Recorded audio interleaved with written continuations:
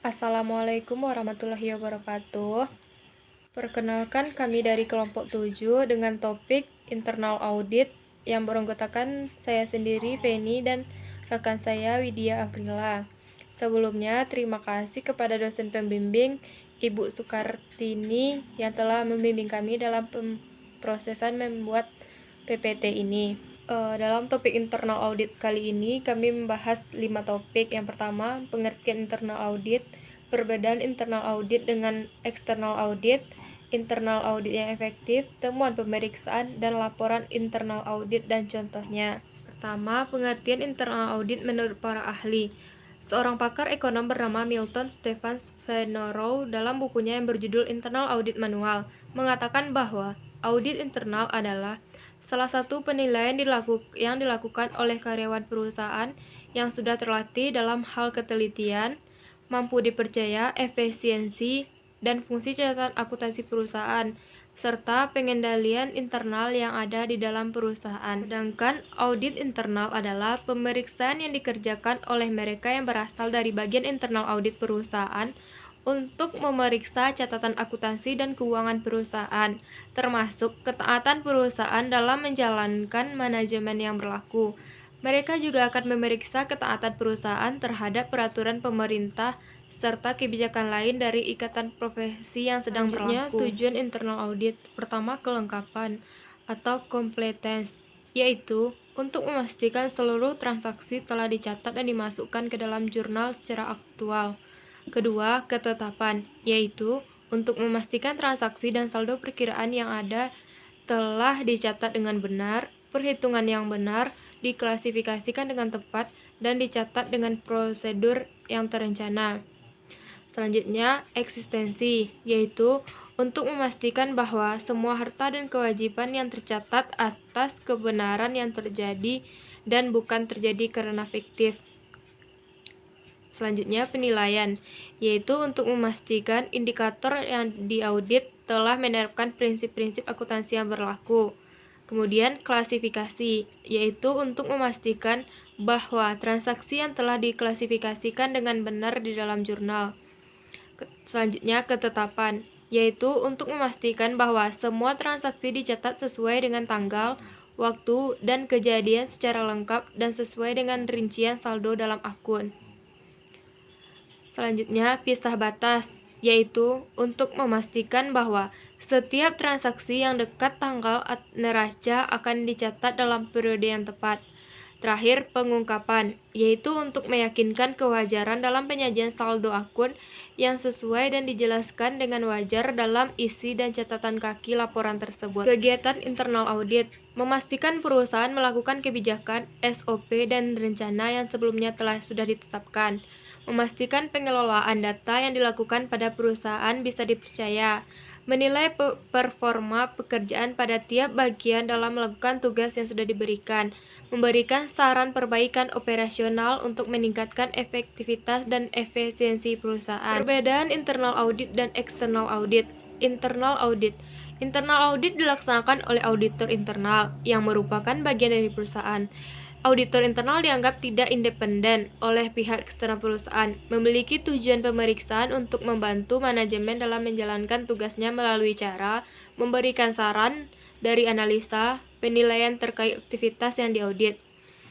External audit. Audit eksternal dilaksanakan oleh auditor eksternal yang berasal dari luar perusahaan atau kantor akuntan publik. Auditor eksternal dianggap sebagai pihak yang independen. Tujuan external audit adalah memberikan masukan terkait kewajaran laporan finansial yang disusun manajemen perusahaan. Penerapan audit internal yang efektif. Pertama, perencanaan. Tahap perencanaan merupakan langkah awal dalam proses audit internal. Kemudian, pengujian informasi. Setelah perencanaan, auditor internal bisa melakukan pengujian informasi dan data yang diperolehnya di lapangan, lalu menganalisisnya. Dalam tahap ini, sebaiknya ada pihak yang mengawasi kinerja auditor supaya dapat menghindari kecurangan dan pengujian informasi bersifat objektif. Kemudian, mendapatkan hasil. Segala pemetaan masalah yang kemungkinan terjadi, auditor internal bisa memeriksa risiko material dari perusahaan. Kemudian, menyusul hasil evaluasi. Tahap terakhirnya, menyusul hasil evaluasi yang dilakukan setelah semua indikator yang diaudit tercatat dan dapat disimpulkan. Hasil evaluasi akan disajikan dalam bentuk laporan audit.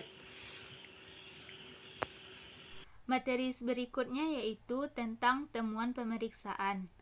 Hasil pemeriksaan audit internal disimpulkan dan didokumentasikan dalam list of audit findings. Temuan pemeriksaan tersebut dapat berupa kesimpulan positif, bisa menyatakan tidak ada masalah yang ditemukan, bisa juga menyebutkan kebaikan pengendalian internal yang terdapat di salah satu bagian yang perlu diterapkan di bagian lain. Sedangkan temuan negatif memberitahukan kepada manajemen masalah-masalah yang ditemukan yang memerlukan tindakan perbaikan dari manajemen perusahaan. Tujuannya untuk mencegah kerugian yang timbul akibat masalah tersebut. Berikutnya yaitu tentang bagian 1, indikasi penyimpangan dan kecurangan yang dapat merugikan perusahaan. Seperti mencuri sebagian perangko yang dimiliki perusahaan, mencuri barang dagang, perlengkapan kantor dan peralatan kantor, mengambil sejumlah kecil uang dari kas register, dan melakukan lamping pada penagihan hutang, dan lain sebagainya. Selanjutnya yaitu tentang bagian 2, seperti membebankan pada pelanggan uang yang dicuri, pegawai yang sudah berhenti tetap dimasukkan dalam daftar gaji, menahan tanda terima penjualan tunai dengan menggunakan perkiraan pelanggan yang tidak benar, menyetorkan sebagian dari uang yang seharusnya disetorkan, mengubah tanggal pada bukti setoran, melakukan pembulatan setoran untuk menutupi kekurangan yang mungkin terjadi pada akhir bulan, dan lain-lain. Kemudian bagian 3 seperti membayar tagihan palsu yang dibuat sendiri, membebankan pembelian pribadi pada perusahaan, mengirimkan barang hasil curian kepada anak buah atau keluarga, memasukkan nilai presiden untuk menutupi pencurian, membayar tagihan palsu, dan memperbesar jumlah invoice yang dilakukan dengan cara kolusi.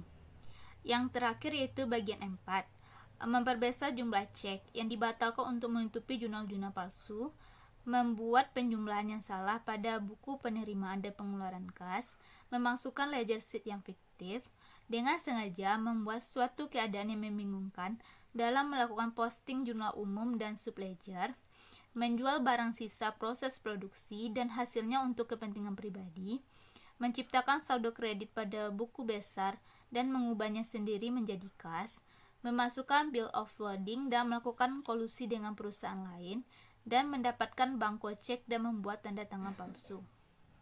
Laporan internal audit.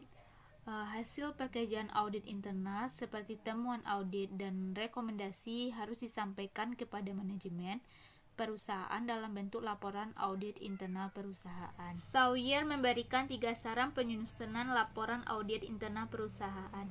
Yang pertama, tentukan dulu standar minimum yang dapat diterima, misalnya dengan memberikan contoh dalam buku pedoman. Yang kedua, komunikasikan standar tersebut kepada staf audit melalui training. Dan yang terakhir, lakukan pengeditan oleh bagian independen atau membandingkan dengan laporan-laporan yang dibuat dengan standar tersebut. Ini merupakan template contoh laporan audit internal berbentuk nota atau surat yang berisi tentang kop surat, nomor, lampiran, perihal, paragraf pembuka, paragraf isi, paragraf penutup.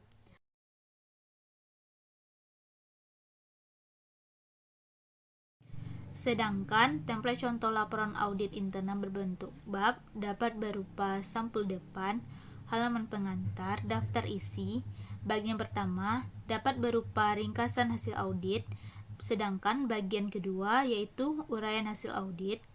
Bab 1 yaitu pendahuluan, bab 2 uraian hasil audit, dan yang terakhir yaitu lampiran. Itulah materi yang bisa kami sampaikan tentang topik internal audit. Terima kasih atas perhatian Ibu dan teman-teman. Kami akhiri, mohon maaf bila ada salah. Assalamualaikum warahmatullahi wabarakatuh.